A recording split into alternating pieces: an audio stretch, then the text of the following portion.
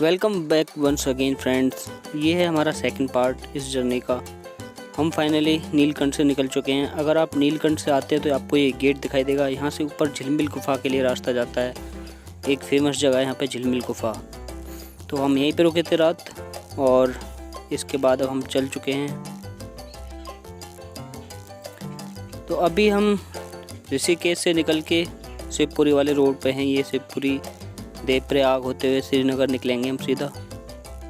तो मैं एक अपडेट देना चाहूँगा आपको कि यहाँ पे आपको ऋषिकेश के बाद सीधा श्रीनगर, जो कि करीब 70 किलोमीटर है, 70 किलोमीटर्स, वहाँ पे जाके आपको पेट्रोल पंप मिलेगा। तो अगर आपकी बाइक या गाड़ी में पेट्रोल की ज़रूरत है तो आप ऋषिकेश में ही फुल करा लीजिए या फिर उसके बाद आपको श्रीनगर में ही मिलेगा। तो ये एक अपडेट है आपके लिए। तो इसलिए हमें तो पहले से पता था, हमने अपनी टैंक फुल करा चुके हैं हम ऋषिकेश में ही।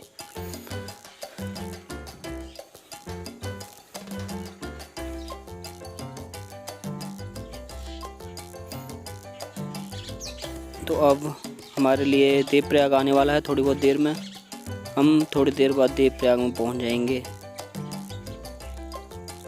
तो अब हम आ चुके हैं देवप्रयाग, जहां से ये सामने जो आपको नदी दिख रही है वो अलकनंदा है और ये भागीरथी जो गंगोत्री ग्लेशियर से आती है। और अलकनंदा आती है आपकी अलकापुरी बद्रीनाथ के पास सतोपंथ ग्लेशियर से। अलकनंदा ये सामने अलकनंदा आ रही है और इधर है भागीरथी। दोनों का संगम होता है यहाँ से आगे। ये गंगा के नाम से चलती है। तो ये देवप्रयाग है। ये पंच प्रयाग में से पांचवा प्रयाग है। जैसे कि सबसे पहले विष्णु प्रयाग पड़ता है, फिर नंद प्रयाग, फिर कर्ण प्रयाग, रुद्र प्रयाग और ये उसके बाद ये आता है देवप्रयाग।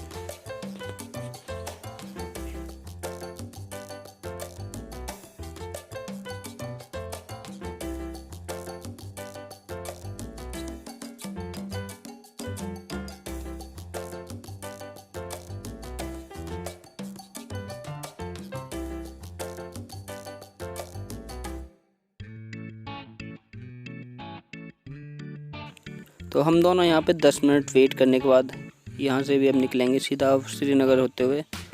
रुद्रप्रयाग में अंदर ना होते हुए, रुद्रप्रयाग के बाहर होते हुए हम सीधा केदारनाथ वाले रूट से होते हुए ऊखीमठ होते हुए चौपता के लिए निकलेंगे।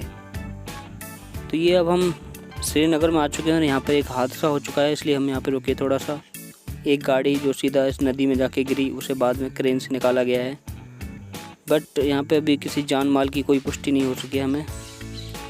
ये है आपकी अलकनंदा नदी। ये गाड़ी आप देख सकते हैं, पूरी तरह से गाड़ी एकदम डिसबैलेंस होके इस नदी में गिर गई थी, जो कि रुद्रप्रयाग की तरफ जा रही थी श्रीनगर से। श्रीनगर के बाहर का ही सीन था ये। और ये अब हम श्रीनगर में आ चुके हैं। श्रीनगर एक पहाड़ों की गोदी में बसा हुआ एक छोटा सा शहर है, जहाँ पे आपको सारी facilities, bank, ATM, petrol pump, सारी चीज़ें आपको ईजिली अवेलेबल हो जाती हैं। तो अगर आपको कैश की ज़रूरत है या कुछ भी, आप यहाँ से निकाल सकते हैं, पेट्रोल फुल करा सकते हैं। यहीं पे आपको ऋषिकेश के बाद पेट्रोल पंप मिलेगा। तो इसके बाद हम श्रीनगर से होते हुए अभी पहुँचेंगे सीधा रुद्रप्रयाग। रुद्रप्रयाग में हम अंदर सिटी में न जाके हम बाहर से निकलेंगे। जो हमारा प्री प्लान है, एक रूट है, वहाँ से एक रास्ता जाता है नीचे केदारनाथ की तरफ। तो उस रूट से होते हुए हम सीधा ऊखीमठ होते हुए चौपता निकलेंगे। तो मैं एक एडवाइस देना चाहूँगा फ्रेंड्स कि कभी भी पहाड़ों में रिस्की ड्राइव ना करें। रिस्की ड्राइव करना बहुत ज़्यादा डेंजरस हो सकता है।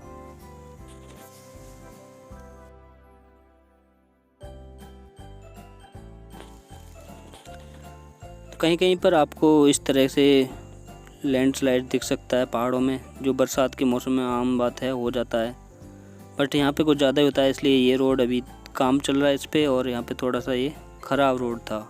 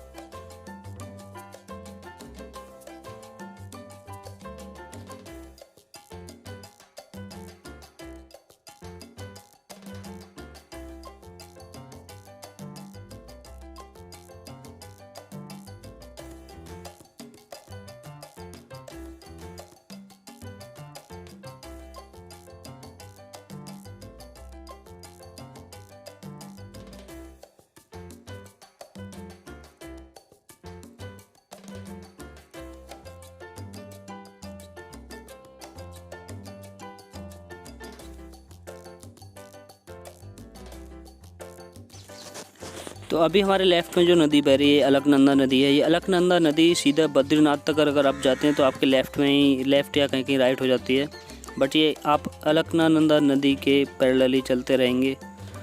और रुद्रप्रयाग के बाद हम जिस रूट से जाएंगे वहाँ पे हमारे लेफ़्ट में जो नदी रहेगी वो है हमारी मंदाकिनी नदी। रुद्रप्रयाग में संगम होता है दोनों का, मंदाकिनी और अलकनंदा नदी का।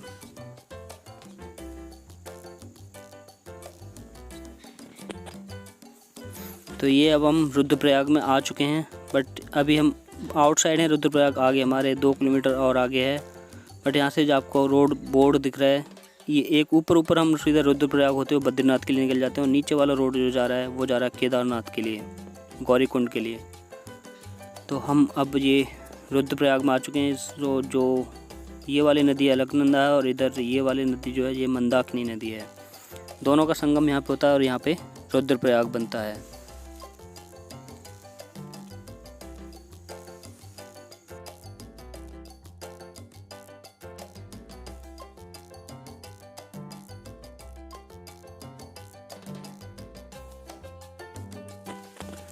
तो हम यहाँ भी करीब 10 मिनट तक रुके हैं रुद्रप्रयाग में। रुद्रप्रयाग के बाद हम सीधा अगस्त्यमुनि होते हुए, कुंड से एक रास्ता जाता है जो सीधा गौरीकुंड के लिए निकलता है, एक रास्ता गौरीकुंड के लिए जाता है और एक रास्ता जाता है ऊखीमठ होते हुए चौपता के लिए। चौपता से भी आगे रास्ता, वही रूट हमारा इसी बद्रीनाथ में मिल जाता है, जो मंडल और गोपेश्वर होते हुए सीधा इसी बद्रीनाथ वाले हाईवे पे मिल जाता है। फाइनली फ्रेंड्स, हम अगस्त्यमुनि से अभी भी निकले थे। उसके बाद जो नज़ारा दिखा मैं आपको दिखाना चाहूँगा, अगर आप देख सकें। सामने दिख रही हैं ये बर्फीली चोटियाँ, आपको दिखाई दे रही होंगी। ये अगस्त्यमुनि से निकलते ही आपको बर्फीली चोटियाँ देखने लग जाती हैं।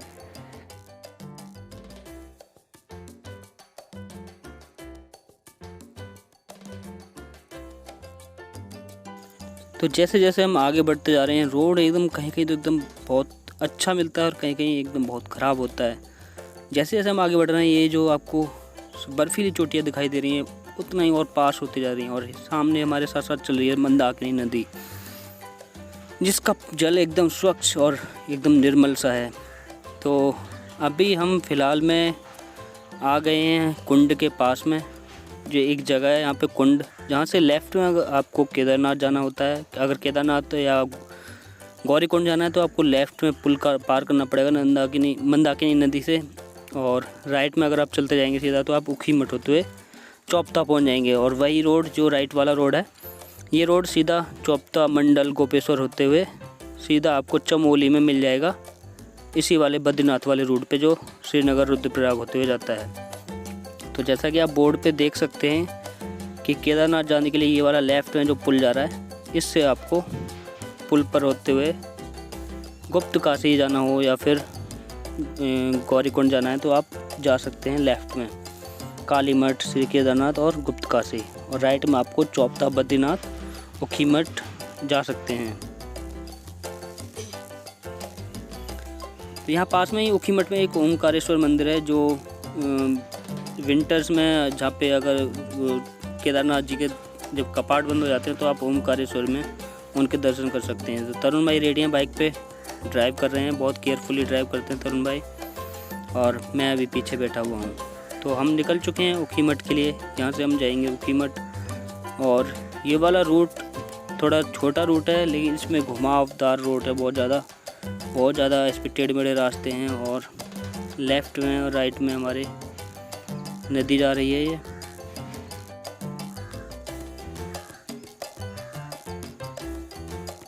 तो ये रोड एकदम अपहिल है हमारे लिए। हमारी बाइक 110 सीसी है, जो कि उसमें इतना दम नहीं है कि हम दोनों को बिठा के यहाँ पे चढ़ा सके। एकदम सीधी खड़ी चढ़ाई है ये वाला रोड, और काफ़ी घुमावदार टेढ़े मेढ़े रास्ते से होते हुए हमें ऊखीमठ जाना है। ऊखीमठ के बाद हमें फिर चौपता के लिए निकलना है। वहाँ पे हम शाम हो चुकी है, करीब शाम के 4 बज चुके हैं अभी, और हमें आज रात यहीं पे स्टे करना पड़ेगा। या तो ऊखीमठ में करेंगे या फिर हम आगे चल के चौपता में कोई होटल देखेंगे।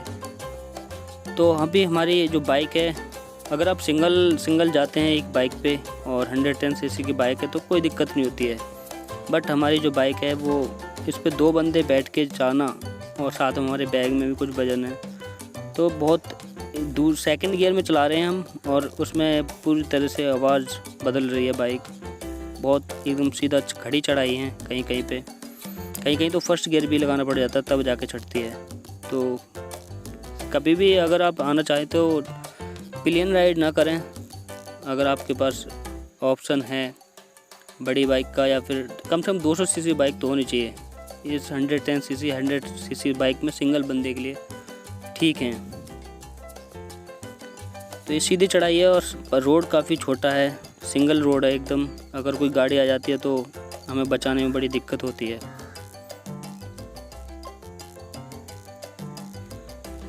और नीचे बहुत गहरी खाई है। हम अभी ऊपर अपहिल होते जा रहे हैं, बहुत काफ़ी खड़ी चढ़ाई पे सीधा चढ़ते जा रहे हैं।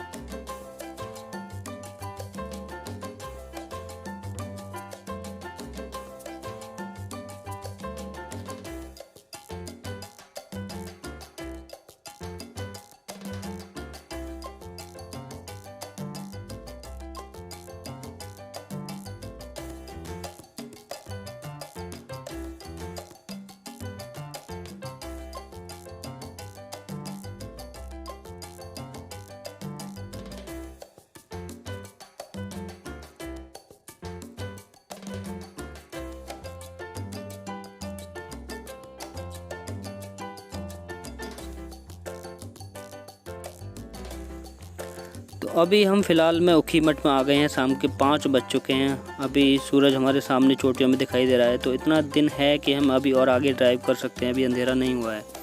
तो हम कोशिश कर रहे हैं कि अभी हमारा चौपता करीब यहाँ से 30 किलोमीटर और है कि हम वहाँ तक पहुँचें कैसे भी करके। वहाँ पहुँच जाएंगे तो वहाँ से सुबह जल्दी हम जा सकते हैं तुंगनाथ ट्रैकिंग के लिए। तो इसलिए हम यहाँ पे ऊखीमठ में न रुक के हम चौपता के प्लान कर रहे हैं।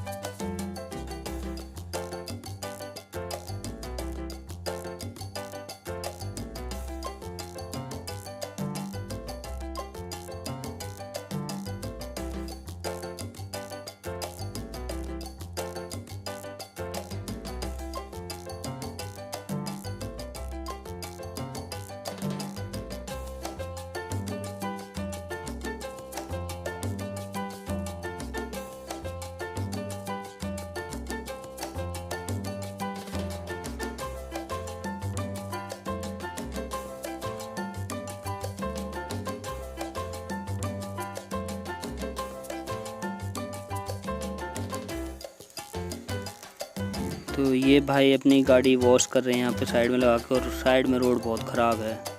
ओ नो, ये बाइक रुक गई है, बंद हो गई है पूरी तरह से। दोबारा स्टार्ट करके निकालेंगे तरुण भाई।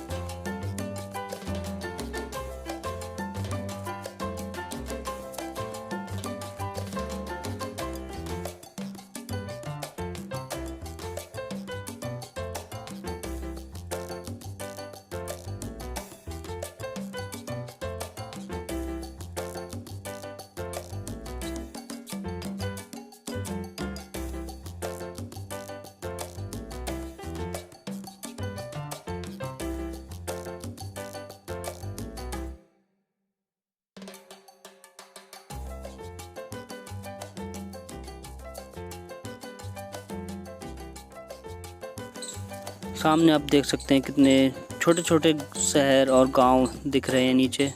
और अभी हमें अंधेरा होने वाला है थोड़ी बहुत देर में, और काफ़ी घना जंगल है आगे। हमें बताया है कि यहाँ पे लोकल एक आदमी ने कि आगे बहुत घना जंगल है, तो अंधेरे में वहाँ पे ड्राइव करना नहीं चाहिए क्योंकि कोई भी जानवर आने का खतरा बना रहता है। तो अभी हमें यहाँ पे रात हो चुकी है और हमने यहाँ पे होटल ढूंढ लिया है अपने लिए।